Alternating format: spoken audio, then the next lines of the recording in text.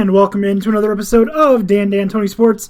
My name is Dan Snyder, and we are back, joined tonight by the full cast of crazy characters. We got Dan O'Shea, Tony Casper, Dan Beebe.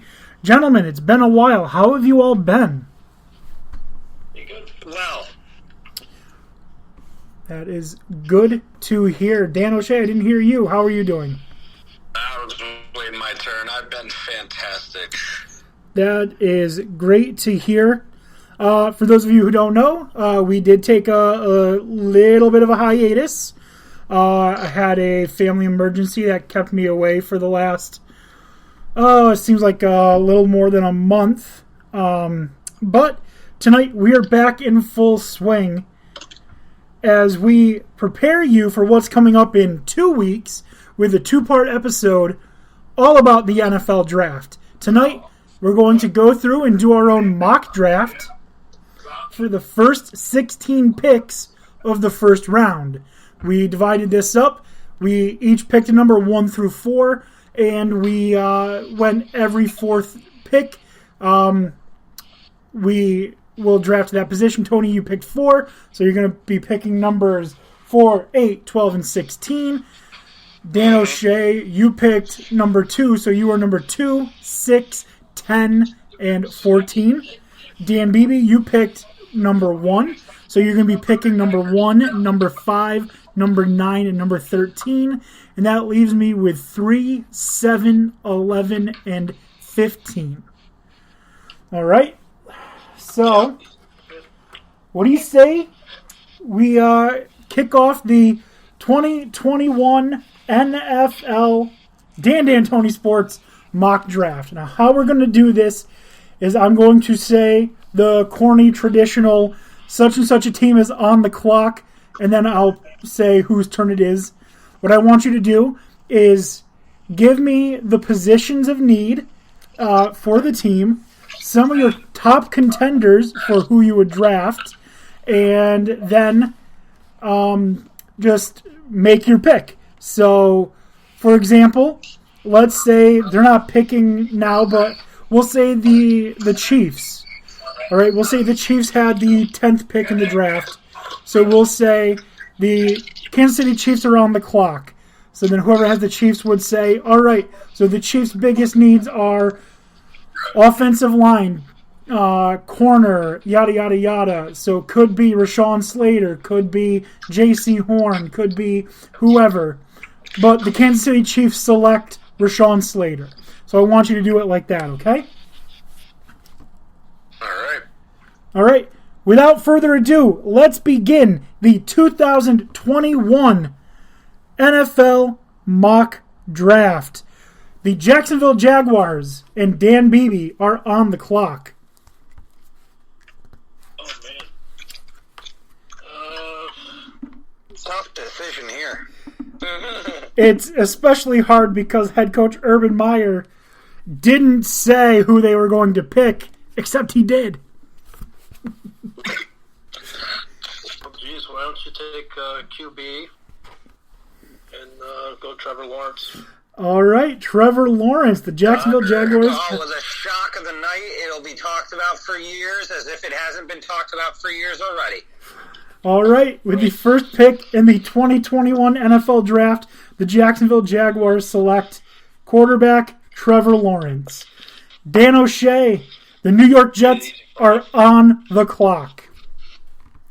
I think. Wait, hang on 1 second. Before Dan O'Shea picks, did he know the rules of this ahead of time before he selected to do the Jets? Because that seems awfully I know it seems convenient, but he did not. Okay, I'm just clarifying. Well, I think the Jets move is about as obvious as the Jaguars move at this point. It's been talked about to death. The Jets are about a 97.8% chance taking QB Zach Wilson, BYU, Norman Mahomes, hopefully. Pretty obvious that's going to QB for sure, and pretty much every report at this point is saying that it's going to be him. I agree. QB, well, I'll save my comments on all these QBs that are getting taken for the end.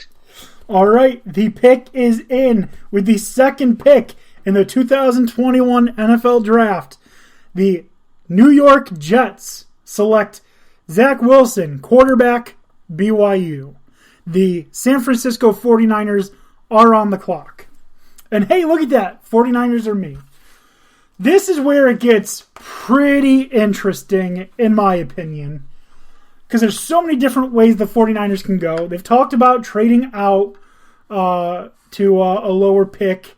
They've talked about so many different things that they could do, routes they could go. The three biggest needs were cornerback, offensive line, and quarterback. So, realistically, there's no corner that is going to go number 3 overall. So, that position, in my opinion, is out. So, it comes down to one offensive lineman and 2 quarterbacks. It was 3, but 1 has been taken already. So, offensive line, Penei Sewell is going to be there. All right. Big guy, great blocker, elite level talent out of Oregon on the offensive line.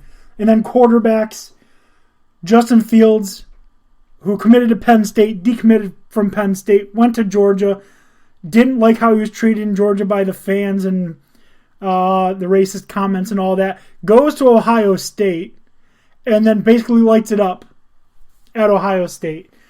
Or the USC grad transferred down to Alabama, Mac Jones. So those are the 3 realistic picks, in my opinion. And with the third pick in the 2021 NFL Draft, the San Francisco 49ers select quarterback Mac Jones from the University of Alabama. Wow, really? Yes. I've seen a lot of reports that say the same thing.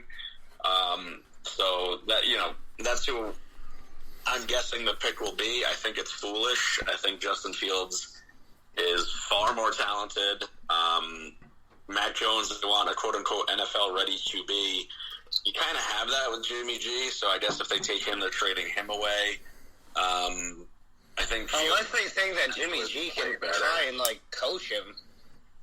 I don't know. I think it's a mistake. I think they're gonna regret it. I think he'll play fine in Shanahan's offense, but I don't think he's one that will get them to the promised land. I agree. I really do agree, but I think that that's the route they're going to go. And I just want to point out one thing that I've seen that I just think is absolutely stupid. I've seen mock drafts where Justin Fields falls to the Patriots at 15. I've seen mock drafts where he falls to the Steelers at 21. Ridiculous. Absolutely ridiculous. Yeah, I don't see that happening. Me either, not at all. But the Atlanta Falcons are on the clock. All right, so the Atlanta Falcons, in my opinion, are in a very weird position. They need a bunch of things. One, I don't think you're going to get rid of Matt Ryan so quickly. I think you've got maybe 2-3 years at best left in the tank at him, unless he gets protection. So one of their needs is obviously offensive line. Julio Jones needs some pressure taken off of him. He's had some really good side wide receivers in the past, but he needs something more. That's why, in my opinion, and I know they need help on the defensive end, but they've been getting better on defense the last couple of years. So I personally would take who I think is the best person in the draft, and that's why I'm going to say they take Kyle Pitts. All right. With the 4th overall pick in the 2021 NFL Draft, the Atlanta Falcons select tight end, which is just fucking crazy that a tight end is being drafted 4th overall. But tight end, Kyle Pitts from the University of Florida. He's an unworldly talent, dude. If you've watched any of his videos, he's fucking incredible. So impressive. Like, he is somebody who's ready to play in the NFL now, and If he does not live up to it, it'd be a massive disappointment because he's one of the most athletic people I've ever seen play that type of position. Plus, he can block. Yeah,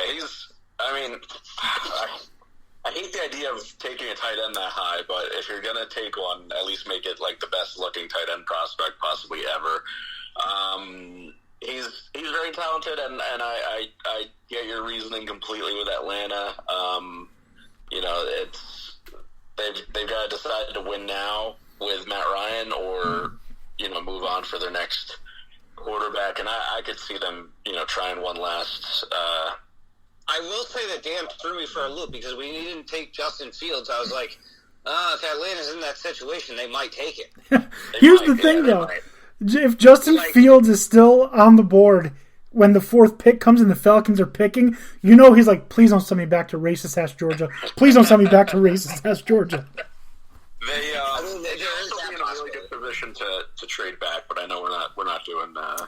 Yeah, no, I took this as being straight up, but I don't think, Atlanta could probably get Pitts later. They could probably sell that off into desperation, because I think that we're going to see a lot of first-round trades in the 5 to 10 area, and it may not be by drastic positions. It may only be by, getting 2 spots ahead to make sure that you get your guy if it's available. Yeah. The QB carousel is going to be... And this is a weird year because this kind of shit doesn't really pay off. There's one dud in here somewhere. We've got 2 more first-round quarterbacks to go, which is nuts.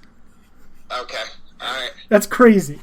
That being said, let's move forward. This next pick, the Bengals are on the clock. Dan Beebe, Cincinnati Bengals, needs, position fits. Who do they take?